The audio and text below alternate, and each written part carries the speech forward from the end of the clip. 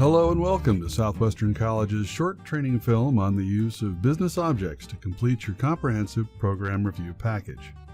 Our purpose today is to point out how to access and use the basic report controls in business objects so that you can quickly narrow down the focus of your report to just the data you need for program review. In our current iteration of program review, the primary use of business objects reports is in completing section 6.2. The details of program review documents or even the reports themselves may change in the future, but the need to assess and use the basic academic metrics is likely to remain no matter how the process may change. In general, performing a program review requires you to use student enrollment, completion, and success metrics as the basis for your assessment of your program's effectiveness. While forms of this data are available online through higher-level external sources, such as the Chancellor's Office, Student Success Scorecard, and DataMart, getting data from as close to the source as possible is always good practice. That's why we develop the internal program review reports in Business Objects. To enter Business Objects, sign in to the SWC single sign-on at my.swccd.edu using your normal campus user ID and password. You must be on campus in order to use Business Objects. Once you have signed in, click on the Campus Apps icon and then click on the icon for Business Objects. Depending on your computer setup, you may need to sign in a second time to get access.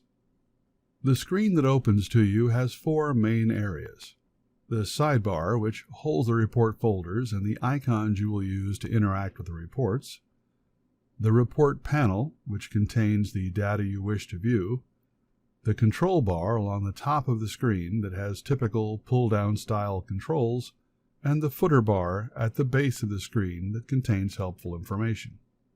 When faculty members enter Business Objects, the only document folder normally seen will be the S70 Program Review folder in the sidebar. If for any reason you do not see that folder, click on the top tab marked Documents in the control bar and examine the sidebar.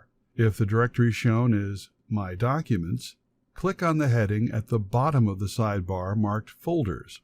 Under Public Folders, find and click S70 Program Review Reports.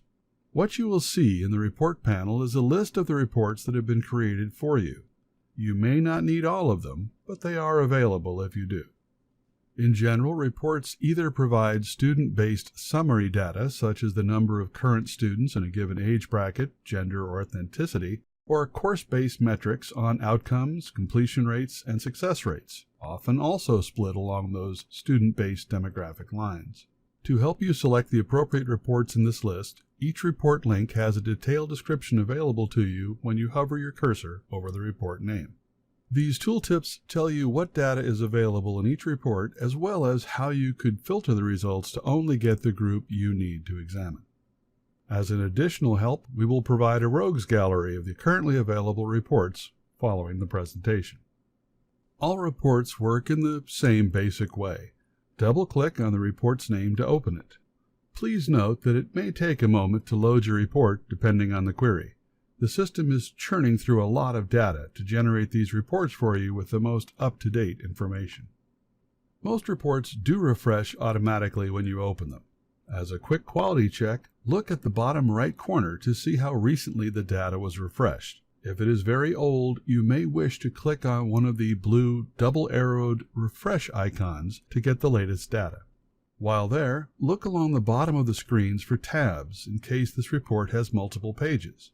Some reports are composed of a series of reports, each on its own page.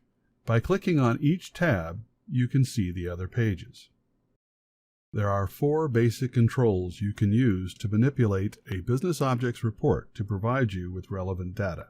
Let's take each one in turn. Please note that not all of the reports will have all of these tools available. Only the most relevant tools are provided for each report. Most program review reports have filters installed along the top of the report. Filters prevent the report from showing any data that doesn't meet the selections you've made. These filter selections take a form of pull-downs whose default setting is the name of the field and all values. If you leave the All Values option visible, the filter has no effect and all of the available data will be shown. There may be more than one filter on a page. You can use one, the other, or both. Just remember that they work in conjunction with each other. So, if you choose an academic year 2015-16 in the enrollment academic year description, then the report is limited to only showing that academic year's data. If you then choose ASL in the enrolled course subject pull-down filter, that would mean that only American Sign Language courses taught in 2015-16 will be displayed on your screen. If you reset the academic year filter back to All Values, then you would see all available academic years, but only the ASL courses taught in those years because the other filter is still in effect. Using filters allows you to quickly zero in on the data that is relevant to you, but because they do restrict the data shown, it is important to always check to see if any filters are activated on a report when you desire to look at overall summary data. The second way to manipulate a report is through the use of input controls. Although not commonly used in program review reports, these act in a similar manner to filters. The control itself appears in the sidebar on the left. If the input control is not visible, click on its icon at the far left of the screen. It's the one that looks like a form with two checkboxes on it. That will reveal any input controls associated with the report. An input control only allows the selected data to be provided to the report. It does work with and like the filters shown earlier. So if in the input control box we unclick the Select All option to clear all of the selection boxes, we can choose Accounting AA0110. Click OK, and in the report we will only see figures pertaining to that particular program. But if we then also use the filter to pick 2016 as the academic year, then only the Accounting AA degrees awarded in 2016 appear on the screen. Both the input control and filter are screening the data you see on the report. Note that now the second filter, Degree and Certificates, is not useful as it only contains the single program that the input control allowed through. We could get the same result by setting the input control back to Select All and using the second filter to choose only the Accounting AA01110 award. The choice of method is up to you, but the results are basically the same. The primary difference is that you can select more than one option with an input control, while you may be limited to a single selection at a time with filters. So if you wanted to see the data for all accounting degree programs on a single report, then selecting multiple programs with the input controls would be the best option. The third way of modifying reports is to provide user inputs for some of the search fields. Only a few reports have this option for reasons that should become obvious in a few minutes. You can tell if your report has this option by looking at the left of the screen and clicking on the icon containing an image of a question mark inside parentheses. If the user prompt input exists, you have the option to enter the relevant data in the text box provided. Caution: the downside of using this tool is that you need to match the format of the field in the database exactly. Adding an extra space or incorrect capitalization in your inputs can invalidate the selection and return no data. You have the option to add multiple inputs, like more than one academic year or more than one degree program. If you do add multiple inputs, each one must be separated by semicolons. Once your user input has been entered and the report reran, only data that matches the inputs will be shown in the report. The final way to interact and change the reports is to use the drill down option that has been programmed into some fields in a few of the reports. Generally, for program review reports, these drillable fields are for year and term data. If you see a blue underlined entry in a cell of a table, it's a drill down.